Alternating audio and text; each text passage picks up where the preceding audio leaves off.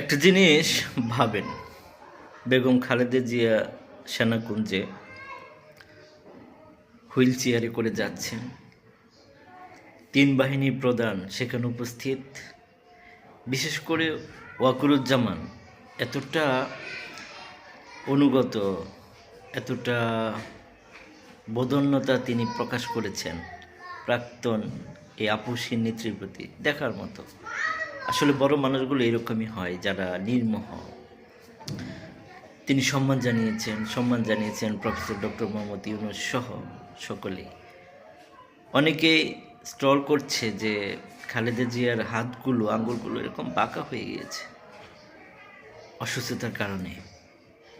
কিন্তু যার কারণে এই ঘটনাটা ঘটেছে তার প্রতি মানুষের ঘৃণা কতটুকু সেটা 5ই আগস্ট প্রমাণ হয়েছে।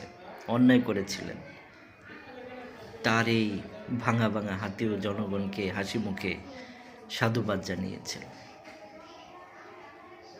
তাকে কারাগারে প্রেরণ করেছিলেন একটি মিথ্যা মামলায়। 2010 সালে তার স্মৃতি বিজড়িত বাড়ি থেকে বের করে দিয়েছিলেন।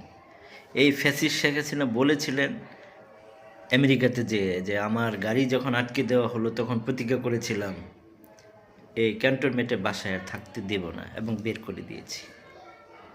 কত গর্বের সহিত তিনি উচ্চারণ করেছিলেন এরকম একটি অহংকার। তার পরিণতি কোথায়? তিনি এ দেশ থেকে পালিয়ে গিয়েছেন।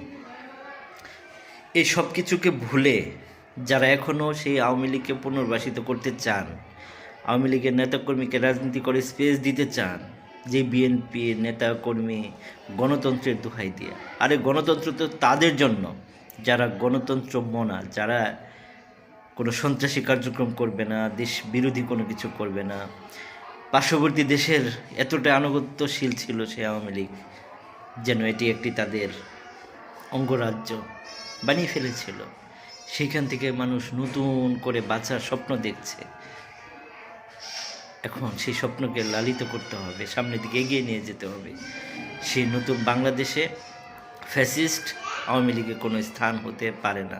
আরেকটি মজার ব্যাপার হলো, তার বাবা যখন বাকশাল কায়েম করে এই এক নেতা এক দেশ এই শাসন ব্যবস্থা কায়েম করতে শুরু করেছিলেন, এদেশের মুক্তিযোদ্ধারা তাকে পিনাকির বাসায় জয় বাংলা করে দিয়েছে।